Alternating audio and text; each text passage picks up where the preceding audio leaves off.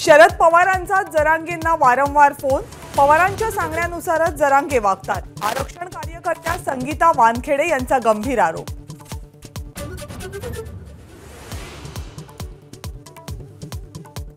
अजय बारसकर गावातल्या महिलांवर अत्याचार करतो, जरांगेंचा गंभीर आरोप। शिंदे फडणवीसांनी सुपारी दिल्याचा आरोप, तर सरकारला ट्रॅप लावण्याची गरज नाही, शंभूराज देसाई यांचं प्रत्युत्तर।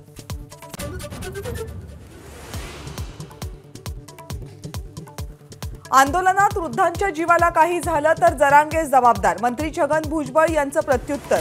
जरांगे कुणाचीही पर्वा करत नाहीत अशीही टीका।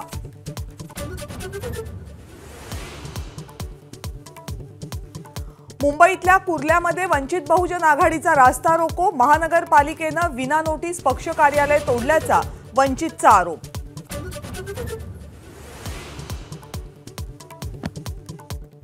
पुण्यामध्ये पब संस्कृतीतून ड्रग्जचा महापूर, त्यामुळे पुण्यामध्ये पब नकोतच, काँग्रेसचे आमदार रवींद्र धंगेकर यांची मागणी।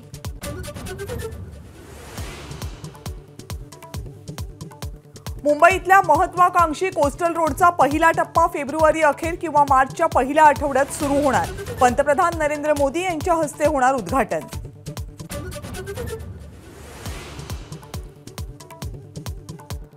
देशभरात सीबीआयचे 30 ठिकाणी छापे, जम्मू काश्मीरचे माजी राज्यपाल सत्यपाल मलिक यांच्यासह निकटवर्तीयांवरही छापेमारी, मुंबईसह यूपी, बिहार, राजस्थान, हरियाणा या राज्यांमध्ये ही कारवाई।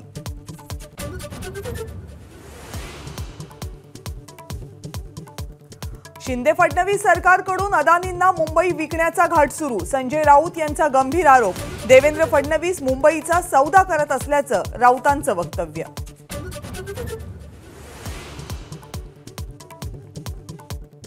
राज्यातील निवासी डॉक्टरांचा आज संध्याकाळी 5 वाजल्यापासून संप, अजित पवारांसोबतच्या बैठकीमध्ये आश्वासनांची पूर्तता न झाल्यामुळे संपाची हाक।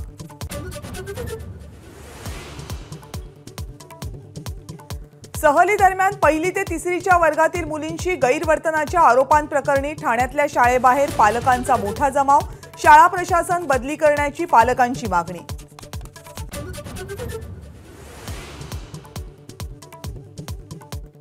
महाराष्ट्र भूषण पुरस्काराचं आज वितरण, ज्येष्ठ अभिनेते अशोक सराफ यांना पुरस्कार प्रदान होणार, मुख्यमंत्र्यांसह 2ही उपमुख्यमंत्र्यांची उपस्थिती।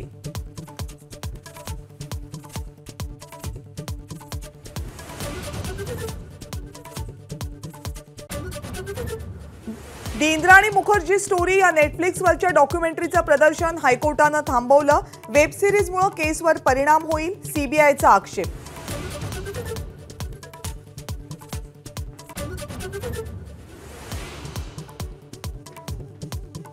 ऊसाचा खरेदी दर प्रति टन 3150 वरून 3400 रुपयांवर, केंद्रीय मंत्रिमंडळाची मंजुरी, 1 ऑक्टोबर पासून सुधारित एफआरपी लागू होणार।